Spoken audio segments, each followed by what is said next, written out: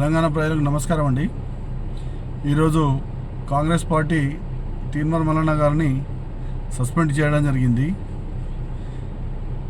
ఈరోజు మల్లన్న గారిని సస్పెండ్ చేయడం అంటే బీసీ వర్గాలను, బీసీ ప్రజలను 2.5 కోట్ల జనాభాను సస్పెండ్ చేసినట్టే కాంగ్రెస్ పార్టీ.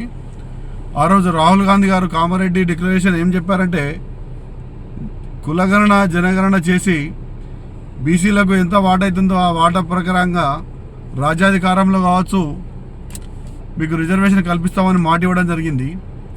ఆ రిజర్వేషన్ను ఆసరాగా చేసుకొని రాహుల్ గాంధీ మాట ప్రకారంగా మల్లన్న గారు ఈరోజు బీసీల పక్షాన గొంతెత్తి పోరాడితే, ఇది బీసీల పార్టీ కాదురా అయ్యా, ఇది రెడ్ల పార్టీ అని చెప్పి ఒక బీసీ బిడ్డను, ఇంతకుముందు ఒక ఎస్సీ బిడ్డను సస్పెండ్ చేయడం జరిగింది, ఇప్పుడు ఒక బీసీ బిడ్డను సస్పెండ్ చేయడం జరిగింది.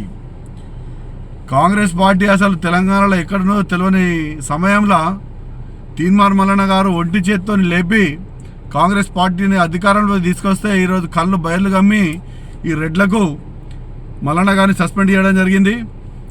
దీనికి ఇంతకు 10 జవాబు ఇచ్చే రోజు దగ్గరలోనే ఉన్నది. మీ కౌంట్డౌన్ స్టార్ట్ అయింది బిడ్డ, ఈ కాడికి వెళ్ళి చూసుకోండి. బీసీలు ఇప్పుడు వచ్చే ఎమ్మెల్సీ రిజల్ట్స్లో 3కు 3 సీట్లు బీసీలు కొడతారని చెప్పి చదువుకొని ఓట్లు వేయకముందు మేము ఈ మల్లన్న గారిని సస్పెండ్ చేస్తే మాకు డిపాజిట్ కూడా రాదని గ్రహించిన కాంగ్రెసు రెడ్లు ఓటింగ్ మొత్తం అయిపోయాక ఈరోజు సస్పెండ్ చేయడం జరిగింది. అయినా దేనికి భయపడేది లేదు. ఈ పదవులు ఇవన్నీ అలంకారప్రాయం మాత్రమే కానీ ఈ పదవుల కోసం వచ్చింది కాదు మా టీం అనేది, మల్లన్న అనేది. దీన్ని గుర్తుపెట్టుకొని ముందు రానున్న రోజులలో మీకు నిద్ర లేకుండా చేసే సమయం ఆసన్నమైందని చెప్తూ తీన్మార్ మల్లన్న టీం పెద్దపల్లి జిల్లా నుండి ఈ విషయాన్ని చెప్పడం జరిగింది. జై మల్లన్న, జై జై మల్లన్న, జై బీసీ, జై జై బీసీ.